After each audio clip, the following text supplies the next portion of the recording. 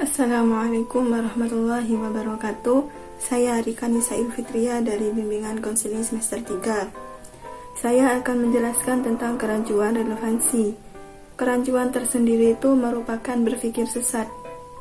Nah, dan kerancuan relevansi itu ada beberapa pembagian lagi, yaitu ada 7 pembagian.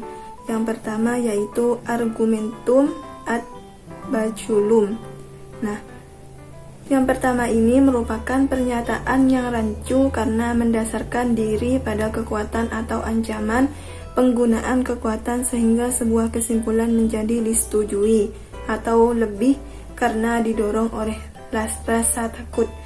Jadi, pernyataan itu diakui, pernyataan itu disetujui itu karena didorong oleh rasa takut.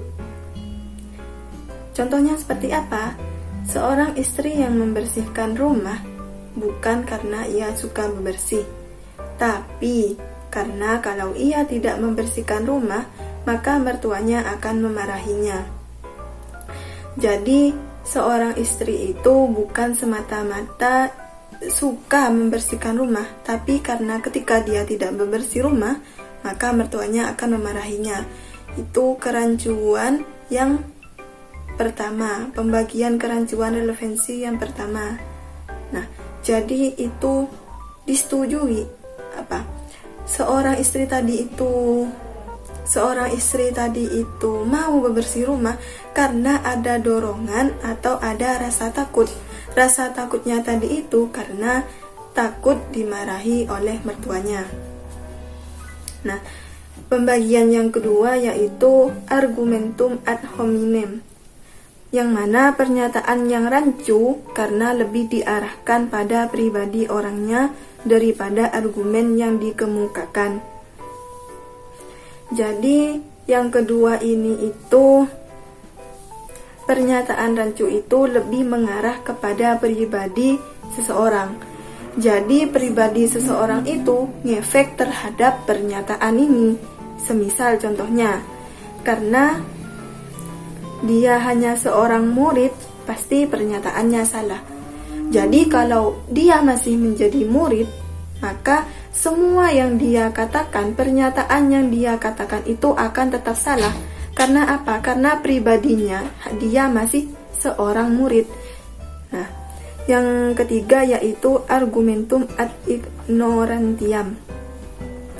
Nah, pernyataan ini itu rancu karena muncul dari ketidaktahuan atau sesuatu yang tidak terbukti benar. Jadi, hal ini itu rancu karena tidak adanya kebenaran. Contohnya, dia tidak bisa membuktikan bahwa dia cinta kepadamu. Jadi, sudah pasti dia tidak sungguh-sungguh mencintaimu.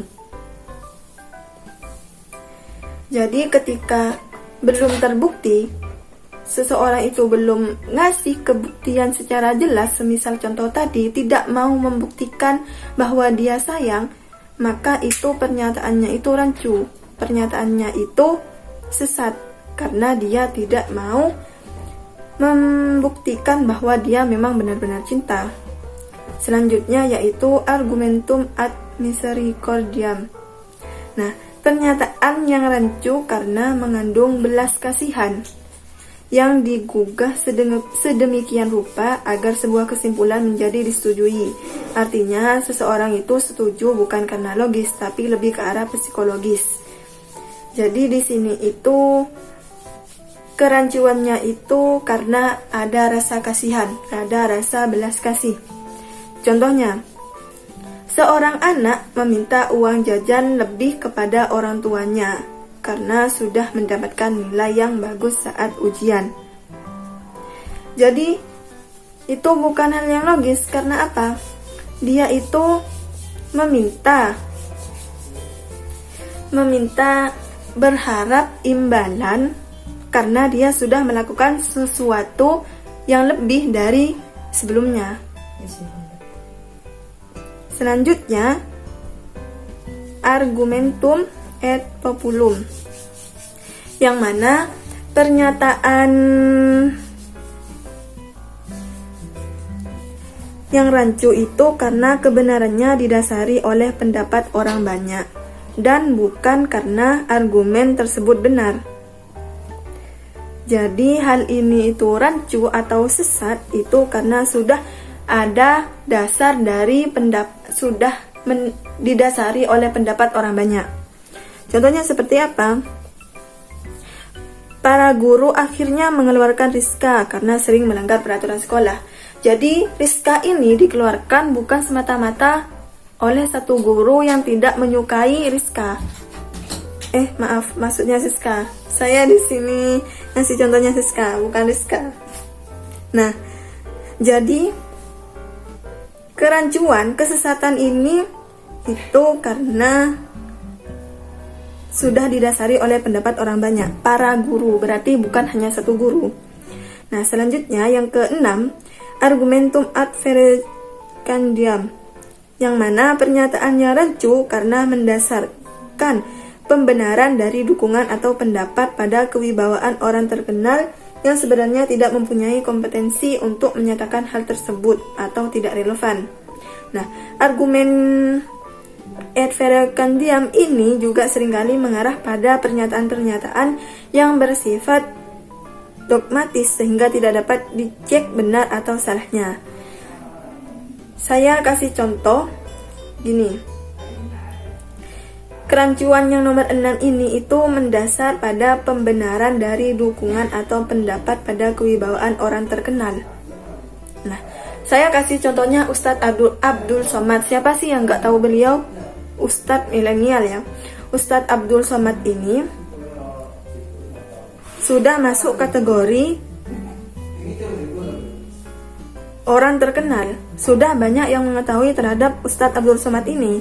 Nah, contohnya, yang saya kasih contoh dalam argumen yang keenam ini yaitu menurut Ustadz Abdul Somad boleh melantunkan Al-Quran dengan irama.